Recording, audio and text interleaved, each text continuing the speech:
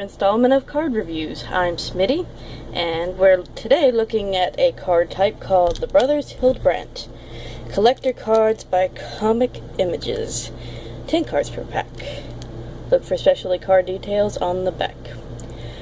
I have no idea what this is. I have no clue whatsoever. I saw it going through eBay. You could tell it's quite an old pack of cards. It caught my eye. Let's see what the storyline says if we can read it. It's really shiny on the back, so I'm going to read it off screen so you don't get blinded. On their own, the brothers Hildebrandt have created ethereal, wow, that's a bad pronunciation, ethereal, mythical, fantastic magic together. They've created out-of-this-world card series with the awesome array of bonuses. 6 foil cards, the Creature of Tolkien 3 card subset, unique autographed cards, ooh, and limited edition medallion card. Collect them all. Let's see what else this says. Oh, okay, this cards came out copyright 1994. I was 4 years old when these came out. Grade and Tim Hildebrandt. All rights reserved. Produced by Comic Images, Saddlebrook, New Jersey. 0, and just has the address after that. McNabb Studios. I may do a short edition at the end of this. See, I'll look these guys up, see what happens with them. So let's go ahead and open these. I feel kind of bad opening these. They're so unique. So I'm going to try to make sure. Oh, that's nice. I don't have to rip it too much. Ooh, these are interesting already. There's a little bit more in there. Okay. So, let's see what we got here. They're all mixed up. I'll fix that later. So we've got space guy, barbarian chick fighting a dinosaur. Let's read the back of it. Tyrannosaurus. The brother Hildebrandt spent their formative years being inspired by EC Comics illustrations and storylines. This is a card set. It really is representing the style of these two artists, these two brothers who got into comics writing or drawing. That's interesting. So it's kind of like having a nice documentary in written form, but not in normal book form like a biography, so that's neat. So we got Medusa. Okay, so this is Clash of Titans. And that's what it's called, Clash of Titans. I will say, I haven't ever run into this, where it's just a card biography of what they've done for what. Let's see. You can play guessing games all through this, but I wouldn't really know what these are, half of them. Games. They're born on the onset of World War II in 1939. Took their inspiration to create the magazine cover painting from the era's famed poster artist J.C. Leyendecker. Huh. So they've been doing this for quite a while. Ooh, this is a nice one. It's so strange. Zandura. So each one of these, I'm not going to read all of them, but yes, they're all dealing with something they've drawn or a biography picture for them. Let's flip these over so we can see these. I see a lot of sci-fi themes here. Let you look at each one of these. I feel like it might be an opinion. Oh, okay, that's why that looks awfully familiar. So we have Lord of the Rings art here as well. It might be an opinion, but I see how it's pointed on these edges, and I didn't mention these in my last couple videos, but I do much prefer the rounded edges, but that might be an opinion of mine. I'm not sure if there's a significant reason, but the reason I like those, like in the magic cards we saw, was because it's so hard to keep these edges pointed over time. I have so many cards that I had when I was a kid, even with them in card sleeves, from them moving around in the card sleeves, from constant moving, that sort of thing. They got rough around the edges on a few of them, and that drives me up the wall. The rounded edges seem to do that a lot less.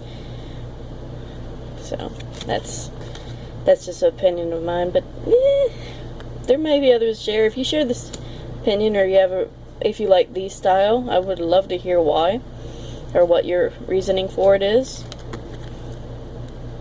Very nice. These are really, really nice. Oh, I think I recognize this. The Earth Shark. So yeah, from a person who, I don't know, I had no idea who these guys were. From a collector of liking a lot of collector card standpoint, I like how different and unique these are. The fact that they're kind of giving a call out to these really neat artists. On the other hand, I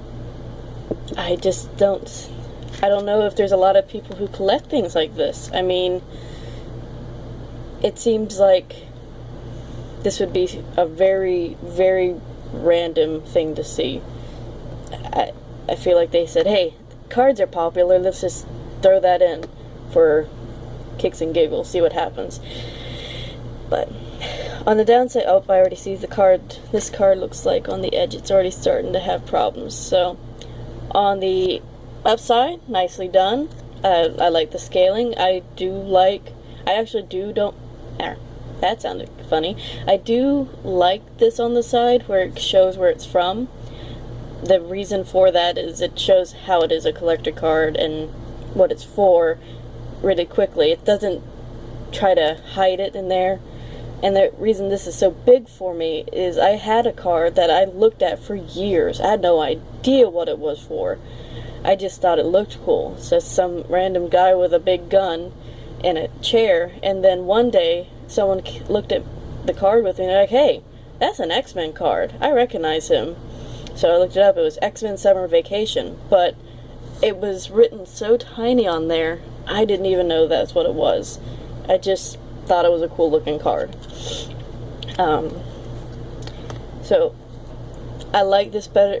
I like this better than the Fern Gully because, and if you remember, the Fern Gully cards had that cardboard backing, but these have a nice shine on both sides.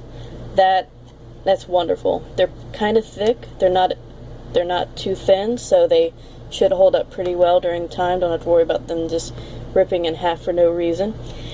So I'd give them a 5 out of 5 because, like I said, the sharp part that's an opinion of mine why I don't like those. So, but 5 out of 5. And for the unusualness, though, if anyone's going to collect it,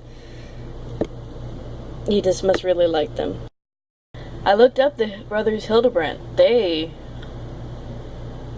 I can't believe I didn't know anything about them. They're amazing. They've done tons of art for fantasy and sci-fi. On their website, it says that they did pictures for Lord of the Rings calendars, but the most amazing thing is they did the original Star Wars movie posters. So, yeah, they've been around doing some amazing art for a long time and doing a lot of great things. I would recommend looking them up, just seeing how much they've actually done. On another note, for those who are watching, I'm gonna do a giveaway of these 2 cards so far. We have the Clash of Titans card, because I thought that was pretty amazing.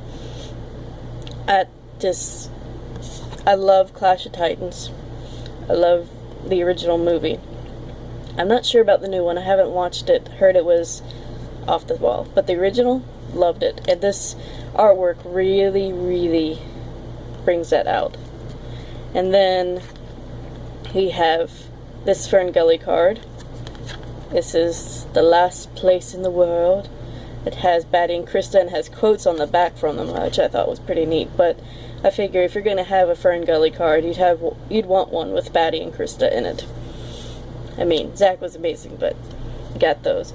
So the first people to respond, and if they want one of the Clash of Titan card or the Fern Gully card, they just call dibs. Only one per person, though. And you can then message me later. I'll message you later, actually, if you do the call dibs, and then we'll get them shipped to you. If any of you were interested in the other cards, I can put them up for sale, but I need to know if people are even interested. I mean, like I said, with the cards by the Hildebrandt brothers, I don't know how many people actually knew about them, but apparently they're pretty amazing, so somebody's got to know who they are. And the Fern Gully cards, well, like I said in the review, they got the cardboard back and they had the advertisement. They're still really nice pictures and nice nostalgia. So, this is Mitty signing off. You all have a great day.